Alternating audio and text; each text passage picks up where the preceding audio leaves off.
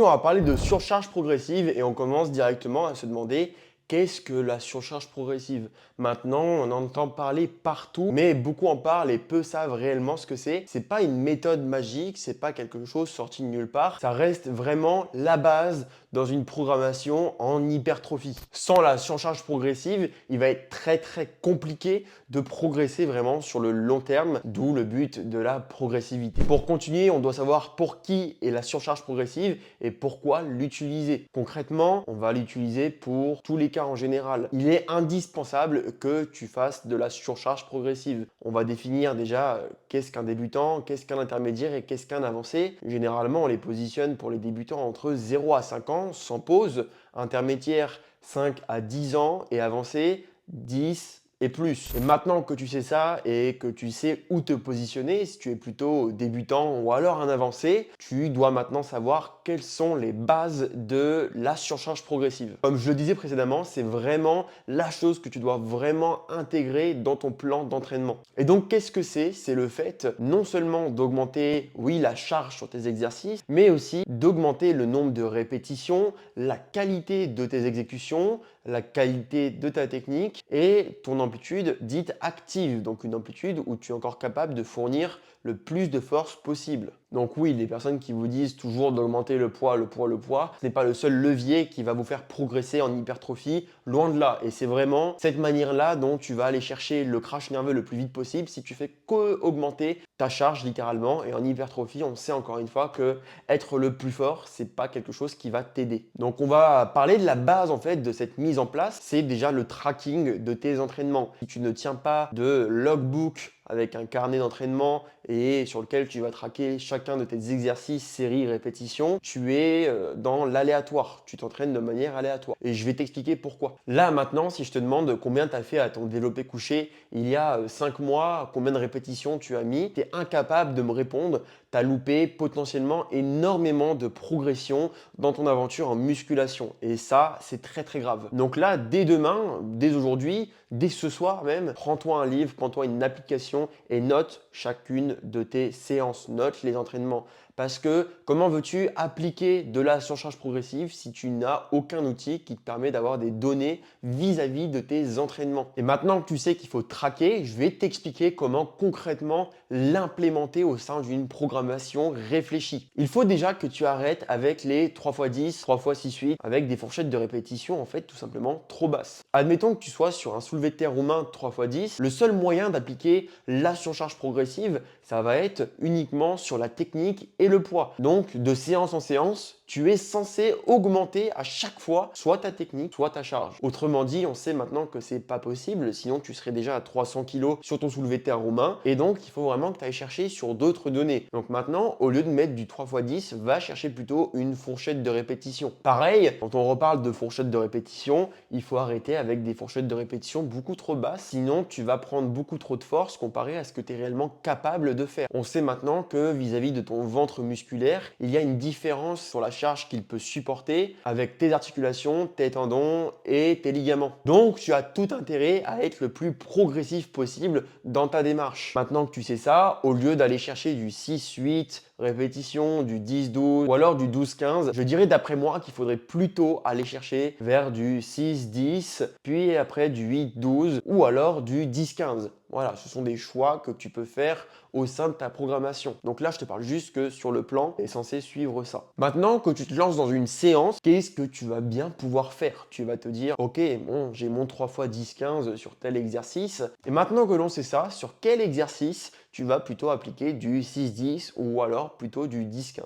Et bien là, on va réfléchir très simple et on va réfléchir avec le fameux temps sous tension. Les exercices où tu vas mettre du 10 à 15 répétitions, forcément, ton temps sous tension sera beaucoup plus élevé. Ça veut dire potentiellement que c'est un exercice en termes de charge où tu mets moins lourd. Et c'est aussi potentiellement un exercice où le nerveux est beaucoup moins utilisé. Je te dis par exemple des élévations latérales. Le 6-10, quant à lui, ton temps sous tension sera beaucoup plus court. Tu vas pouvoir fournir un effort beaucoup plus intense sur une courte durée. Donc de ce côté-là, tu vas plutôt aller chercher des exercices type développé couché ou alors soulevé de terre roumain. Donc on a vu sur quel exercice tu pourrais mettre telle ou telle fourchette de répétition, mais au sein de ta séance, quand tu vas t'entraîner, quand est-ce est-ce que tu sais si tu t'arrêtes, admettons pour le cas d'un 6 à 10 répétitions, plutôt sur 6 répétitions ou 10? Est-ce qu'à chaque fois tu vas te lancer avec le bandeau sur les yeux et tu vas lancer des fléchettes comme ça à l'aveuglette et te dire ok bon bah pourquoi pas 6 répétitions là, ok bon bah là je suis arrivé à 8. Non, tu vas essayer de périodiser ton entraînement et de te dire ok je suis à telle charge, je fais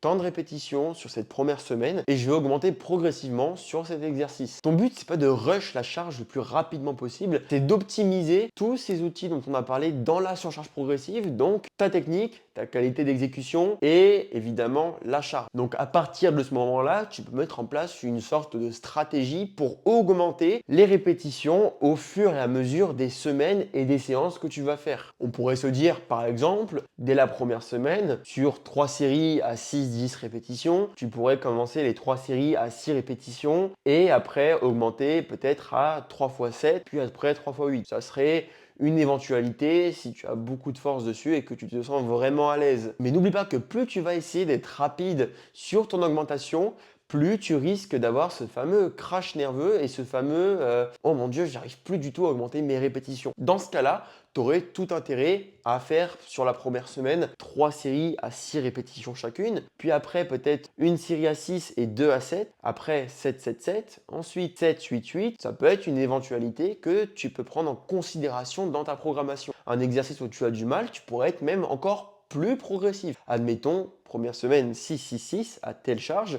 ensuite 6-6-7, ensuite 6-7-7 et ça à chacune de tes séances sur ce même exercice et ça vaut pour tous les autres. Donc ce que je t'ai proposé là, ce sont des éventualités, des choses que tu peux regarder toi de ton côté dans ta programmation et dans la manière dont tu fais tes séances. Si tu t'entraînes dans un Basic Fit ou dans un Fitness Park, il peut se passer aussi des petits soucis, c'est que lorsque tu vas augmenter, admettons sur une poulie avec des petites plates, tu vas pouvoir seulement augmenter de 5 kg en 5 kg ou alors de 7 kg en 7 kg. Quand c'est comme ça, et n'essaye pas d'augmenter directement une fois que tu es arrivé peut-être à 10, 10, 10. Encore une fois, sur l'exemple du 6 x 10, n'essaye pas d'augmenter directement de 5 kg.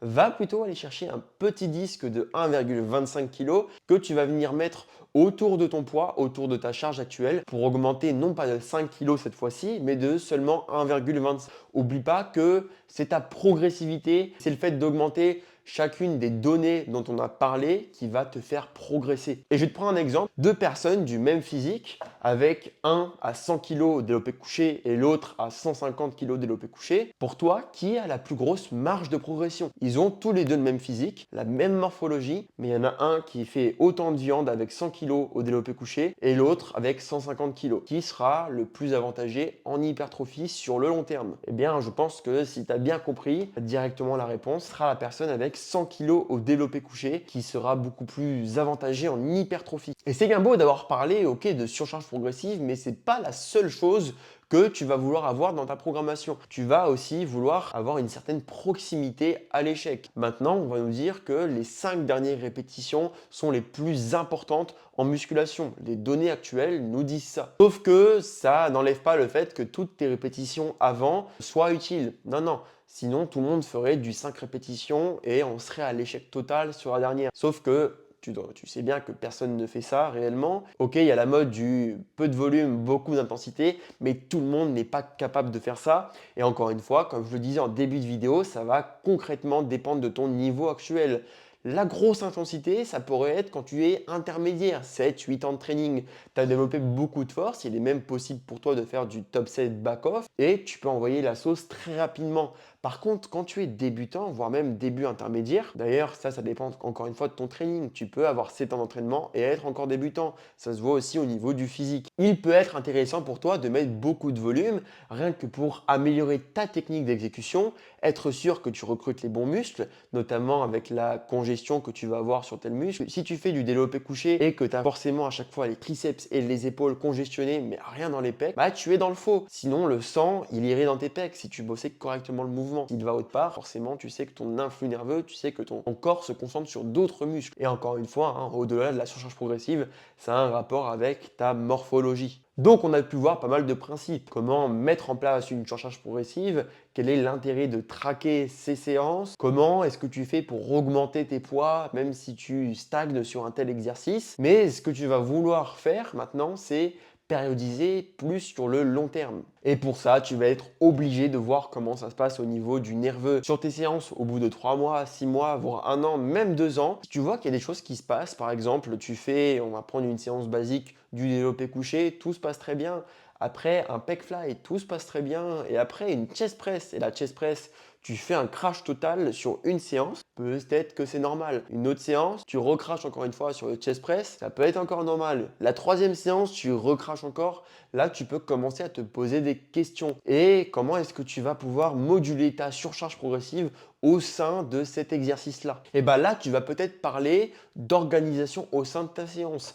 Il pourrait peut-être être intéressant de mettre ta chest press en début de séance et voir si cela arrive à te débloquer des choses sur le fil des semaines. Et une fois que c'est réglé, que tu as réussi à casser un palier, tu pourrais hop, re-switch et remettre ton chest press en troisième. On a vu pas mal de données, beaucoup de théories, beaucoup de choses que tu pourrais éventuellement mettre en pratique. Mais maintenant, ça va être à toi de réfléchir. Maintenant que tu sais tout ça, maintenant que tu es au courant qu'il va falloir aller beaucoup plus loin dans tes entraînements pour progresser et que le hasard n'est pas suffisant, non, tu ne peux pas juste aller en salle de sport, faire n'importe quoi, aller à l'échec partout. Ce n'est pas possible sur du long terme. Ça va fonctionner peut-être la première, deuxième année. Dès la troisième, quatrième année, tu vas te rendre compte qu'il y a un souci. Reprends l'exemple, c'est comme si tu te bandais les yeux et que tu espérais toucher une fléchette en plein dans le mille. Bah, c'est beaucoup plus dur que si tu avais les yeux grands ouverts et limite un sniper avec toi. Et je me répète, mais maintenant que tu sais tout ça, c'est à toi de voir comment ajuster tes séances actuelles, comment ajuster tes entraînements, comment ajuster ta programmation. Et forcément, si tu ne sais pas faire, et forcément, si tu n'arrives pas à ajuster tout ça de toi-même, n'hésite pas à prendre un appel avec moi pour qu'on puisse voir tout ça ensemble. Tu auras le lien dans la description. C'est un appel court de 30 minutes où je vais pouvoir voir ta situation. Et évidemment, si on bosse ensemble, ce principe de surcharge progressive et de périodisation,